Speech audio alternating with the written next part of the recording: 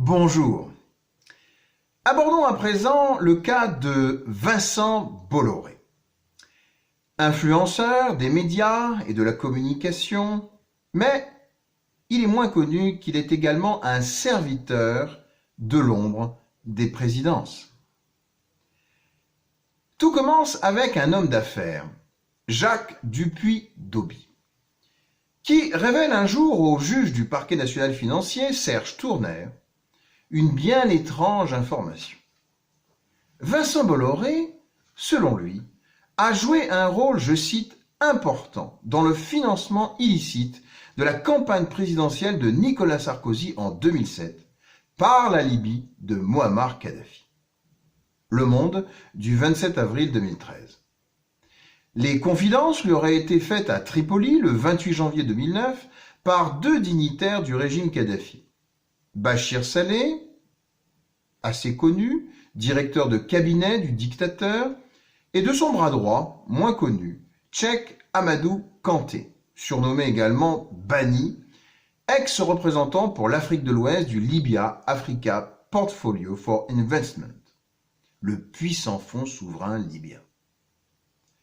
Ces deux hommes lui auraient expliqué qu'ils étaient contraints de stopper toute collaboration avec lui au profit de Vincent Bolloré, à la suite des injonctions, tenez-vous bien, de Claude Guéant, secrétaire général de l'Élysée. Vincent Bolloré aurait servi d'intermédiaire, via notamment le Liechtenstein, pour le transfert des fonds libyens destinés au financement occulte de la campagne de Sarkozy.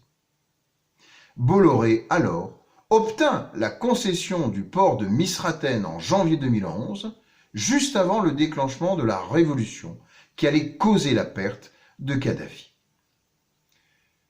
Parlons également dès à présent de Marie-Annick Darmailhac, visée par Alain Bauer et Rachida Dati dans l'affaire Renault-Nissan.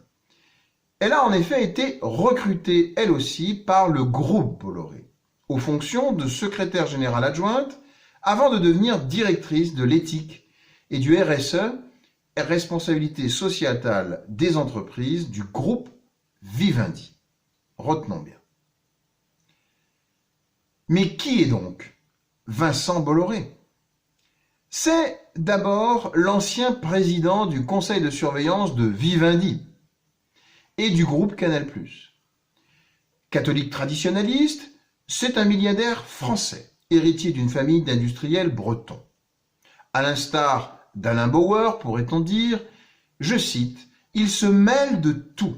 Il n'a plus qu'à prendre ma place », comme dirait sa maîtresse d'école à ses parents, selon Le Monde du 22 janvier 2022. Deux de ses oncles ont fait partie, il faut le savoir, du commando Kieffer, seul bataillon français du débarquement de Normandie. L'un d'eux, Gwenaël Bolloré, était partisan de l'Algérie française et de l'OS. Sa grand-mère maternelle a beaucoup compté pour lui manifestement et elle se rallia pendant la Seconde Guerre mondiale à Charles de Gaulle. Elle entra en résistance également dans les services secrets de la France libre à Londres. Après-guerre, sous la couverture de la Croix-Rouge, elle poursuivit une longue carrière d'agent secret au service action du SDECE, assurant notamment les échanges avec ses homologues israéliens. Ce sont des éléments importants pour comprendre ces liens à venir, les liens avec Vincent Bolloré et Éric Zemmour, ainsi qu'un certain nombre de bandes diverses de l'ultra-droite.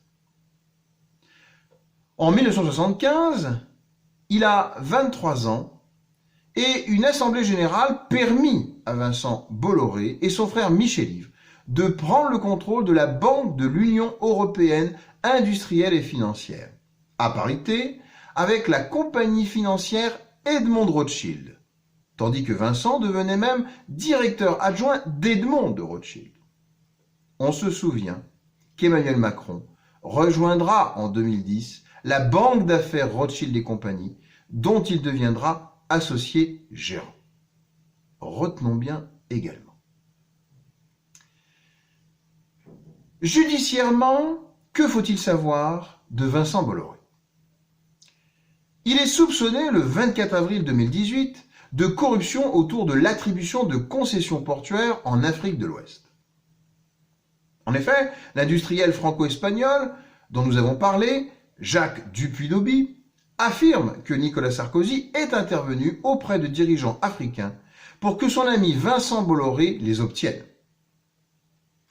L'affaire sera traitée, il faut le savoir, concomitamment à l'affaire des écoutes de Nicolas Sarkozy le 1er mars 2021 par le tribunal judiciaire de Paris. L'ancien président de la République sera condamné, on le sait, à 1 an de prison ferme et sera présenté à cette occasion comme, je cite, et cela est moins connu, le grand VRP du milliardaire.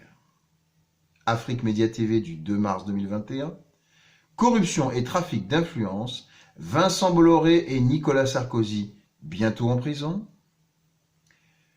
Au départ, nous savons que Vincent Bolloré est placé en garde à vue à Nanterre par les juges financiers Serge Tournaire, encore lui, et Aude Bureuzy, pour répondre à l'accusation de corruption d'agents publics étrangers, et déterminer si le groupe Bolloré a utilisé ses activités de conseil politique via sa filiale Havas pour obtenir la gestion des ports de Lomé au Togo et de Conakry en Guinée.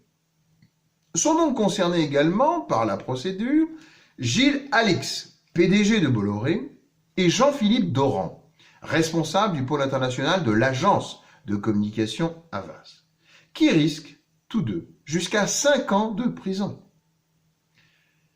Vincent Bolloré ressort néanmoins mis en examen après 48 heures de garde à vue et déféré devant les juges pour corruption d'agents publics étrangers, complicité d'abus de confiance, faux et usage de faux. Il encourt, de ce fait, notamment 10 ans de prison ferme et une amende d'1 million d'euros.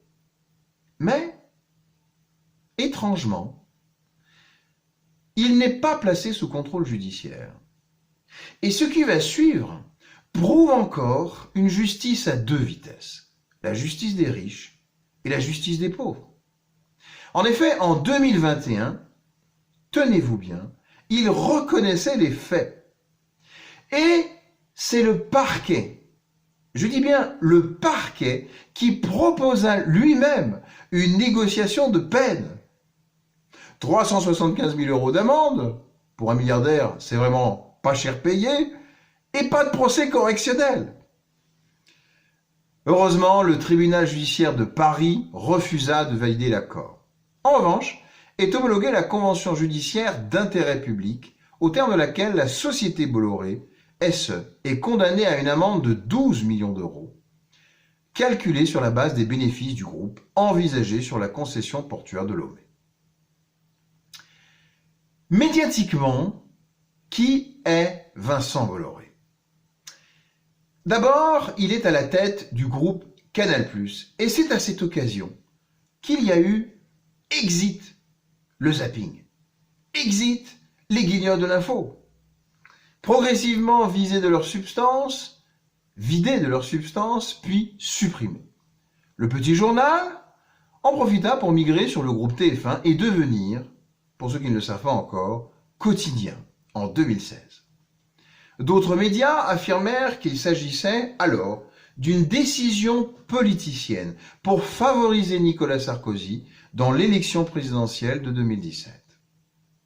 En 2007, il avait déjà mis son jet privé et son yacht personnel, le Paloma, à la disposition de Nicolas Sarkozy, tout juste élu président de la République française. Fin juillet 2015, il interdit personnellement la diffusion sur Canal+ du documentaire Évasion fiscale, une affaire française, prévu dans l'émission spéciale Investigation et consacrée à des pratiques d'encouragement de la fraude fiscale qu'organiserait une filiale du Crédit Mutuel, la banque Pache, basée à Monaco.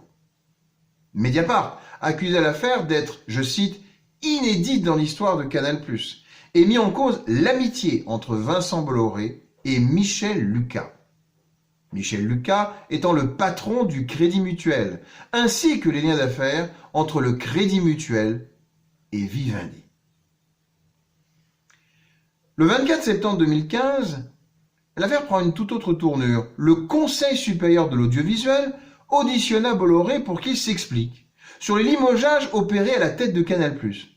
En octobre 2016, la chaîne recruta Jean-Marc Morandini, renvoyé devant le tribunal correctionnel, comme nous le savons, en novembre 2021 pour corruption de mineurs. La rédaction s'embrasa et malgré 31 jours de grève, un record, la direction ne céda pas.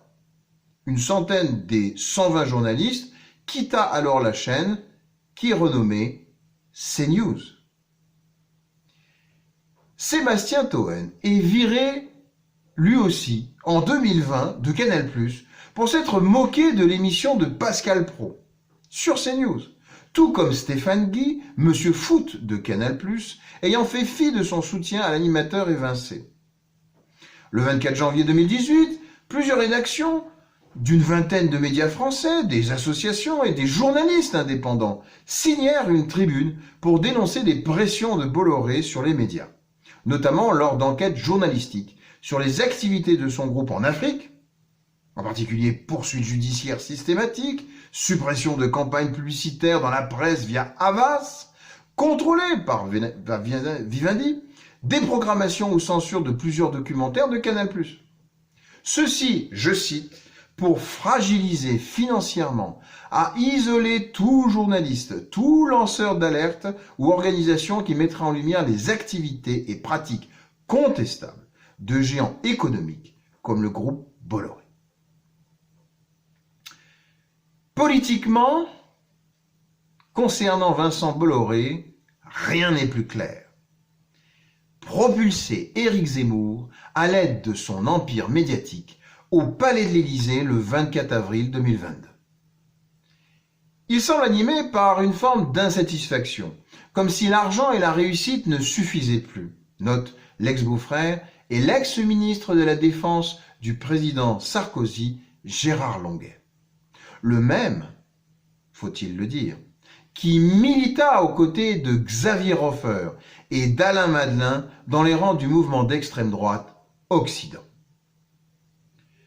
Bolloré semble bien s'exaspérer du néo-féminisme également et de la remise en question du mal dominant, du wokisme, ce concept qui prône la défense de toutes les minorités, qui considère l'homme blanc menacé par l'idéologie décoloniale, avec en ligne de mire la fameuse guerre des civilisations d'Éric Zemmour. Proche des mouvances nationalistes bretonnes, notamment celles situées à l'extrême droite, il a obtenu l'appui de plusieurs présidents de la République français pour ses projets africains. Il est aussi un fervent partisan d'un catholicisme identitaire et traditionnaliste qu'il a tenu à relayer dans ses médias comme Direct 8, d'un niveau très médiocre, ou plus récemment sur CNews, qui opère la jonction entre la droite et l'extrême droite quand Xavier Bertrand lui demande de l'argent pour sa campagne. Il en est de même, il lui répond « Il faut que tu mettes plus de Zemmour dans ta campagne ». Et quand ce fut le tour de Valérie Pécresse, il lui entonna « Zemmour ouvre à la droite la porte du second tour ».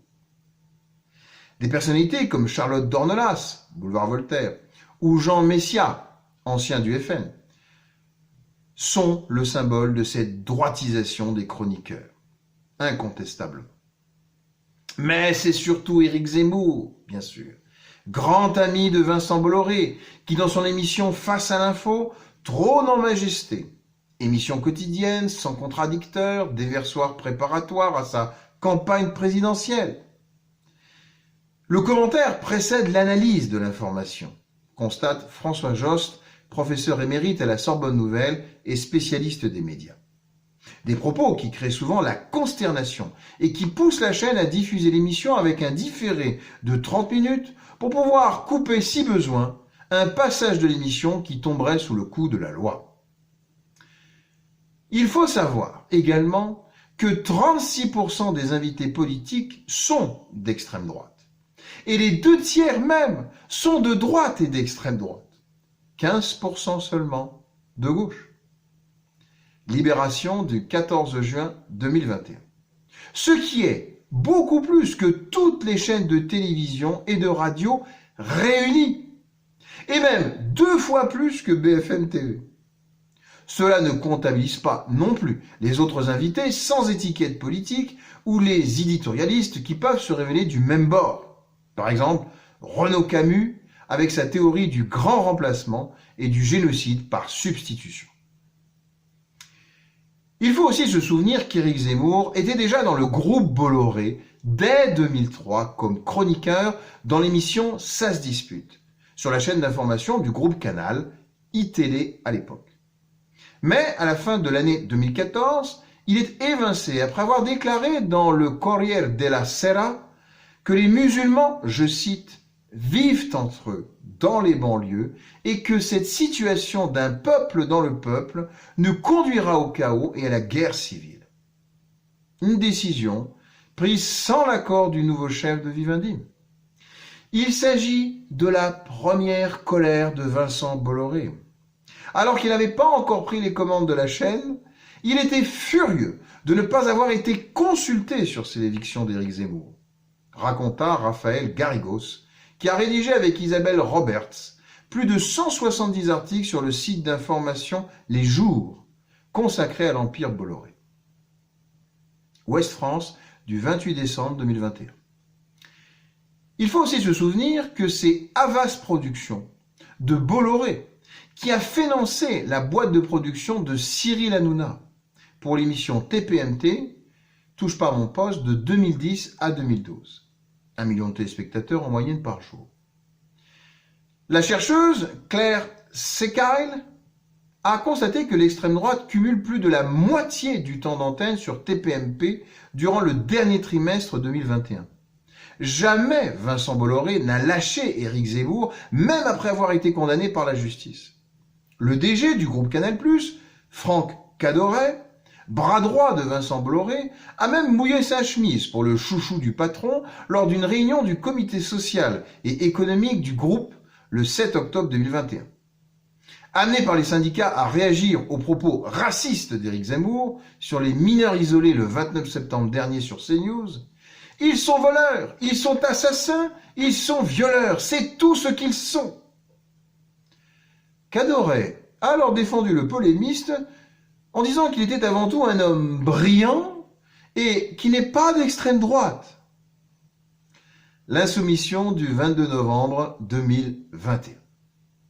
C'est que l'ambition politique de Vincent Bolloré, proche de celle menée en Italie par Silvio Berlusconi, passe par l'achat des principaux médias populaires pour en faire des tribunes populistes. Après Canal+, CNews, C8, Europe 1, Virgin, Paris Match, le JDD, mais également Voici, Capital, Gala, Femme Actuelle, Télé Loisirs, Géo, National Geographic, Ça m'intéresse, Néon. Le multimilliardaire lorgne désormais sur le Figaro. Côté édition, il contrôle à lui seul la moitié du marché du livre français. Les éditions Perrin, Plomb, Fayard, XO Éditions, Cherche Midi, Robert Laffont, Hachette, Stock, Marabout, Calman Lévy, Larousse, Hatier, Grasset, La Découverte, le livre de poche. Sans oublier l'une des plus grandes sociétés de musique du monde, Universal Music, l'un des plus grands producteurs et distributeurs de films en France, Studio Canal, le distributeur également de jeux vidéo Gameloft et la société Dailymotion. Louis de Ragnel, ancien rédacteur en chef du magazine d'extrême droite Valeurs Actuelles et ancien membre du cabinet de Claude Guéant, au ministère de l'Intérieur, vraiment le monde est petit, est imposé chef adjoint du service politique d'Europe 1. Grand remplacement aussi quand 76 salariés d'Europe 1 sur 204 sont partis durant la période avec l'antenne qui fusionne tout simplement avec CNews. Tout comme l'émission Punchline de Laurence Ferrari, codiffusée par Europe 1 et CNews. Il faut savoir enfin que le groupe Bolloré a aussi avalé Lagardère.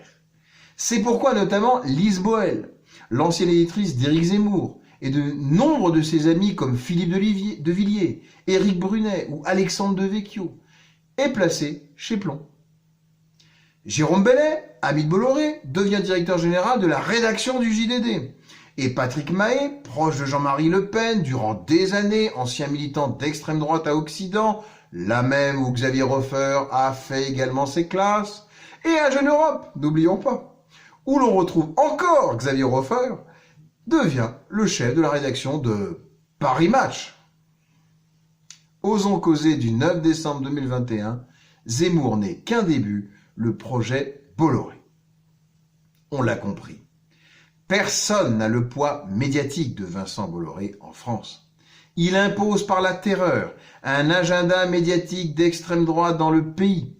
14 000 articles zémouriens entre le 1er septembre et le 31 octobre 2021. Une véritable OPA sur la campagne présidentielle. Nicolas Sarkozy assure d'ailleurs qu'Emmanuel Macron a demandé à Angela Merkel d'empêcher le géant allemand Bertelsmann de céder sa filiale M6 à Bolloré, finalement tombé en mai dans l'escarcelle du groupe TF1. Le milliardaire voudrait être certain qu'au sommet de l'État, on ne lui mette pas des bâtons dans les roues. Emmanuel Macron lui dit alors, mais enfin, arrêtez-vous, vous achetez tout. Le Monde du 16 novembre 2021. Comment Vincent Bolloré mobilise son empire médiatique pour peser sur la présidentielle. En 2005, ce n'est pas assez. Il vire le PDG du mammouth Havas en matière de communication et en 2006 prend le contrôle de l'Institut de sondage CSA. Bien utile en matière de campagne présidentielle. Mais contrairement à Berlusconi ou Donald Trump aux États-Unis, Vincent Bolloré n'entre pas personnellement en politique. Il y projette un employé affidé, Éric Zemmour, qu'il contacte tous les jours au téléphone, voire au moins une fois par mois. L'insoumission du 22 novembre 2021. Si cela ne suffisait pas, le groupe de médias Vivendi, contrôlé par Vincent Bolloré, a racheté en 2017 l'agence de publicité et de communication Havas, les deux sociétés ayant comme actionnaire principal le groupe Bolloré. C'est la première fois dans le monde qu'une agence de publicité est contrôlée par un diffuseur, accroissant donc le risque de conflit d'intérêts, souligne Jean-Baptiste Sergent, analyste chez MindFirst. Le Monde, du 11 mai 2017, Vincent Bolloré façonne son empire médiatique. Tout ceci commence à se savoir, il est vrai, et tant mieux. Alors, Vincent Bolloré a contre-attaqué le 19 janvier 2022, profitant de son audition devant une commission d'enquête sénatoriale qui met à jour depuis fin novembre l'impact de la concentration des médias en France sur la démocratie. L'audition lunaire d'un faux naïf en vérité. Petit nain, soi-disant, face aux GAFA, simple conseiller d'un très modeste groupe à l'échelle des géants américains et asiatiques, n'ayant quasiment aucun pouvoir, si ce n'est celui de donner son avis, affirmant ne jamais faire de politique bien sûr, n'ayant aucune idéologie politique dans ses médias. CNews, évidemment, n'étant en rien une Fox News à la française, et qui ne représenterait d'ailleurs qu'1% des audiences relatives à l'information en France. On croit rêver, effectivement.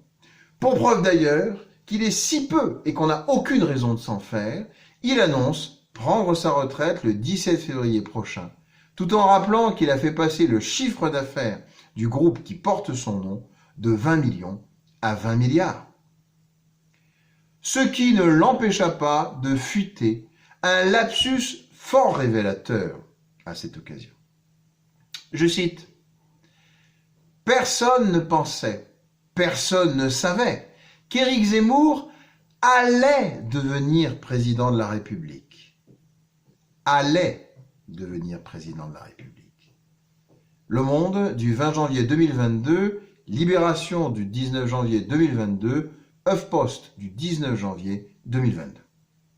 Lire également Bolloré, l'homme qui inquiète, par Vincent Beaufils aux éditions de l'Observatoire et le Nouvel Observateur du 16 février 2022.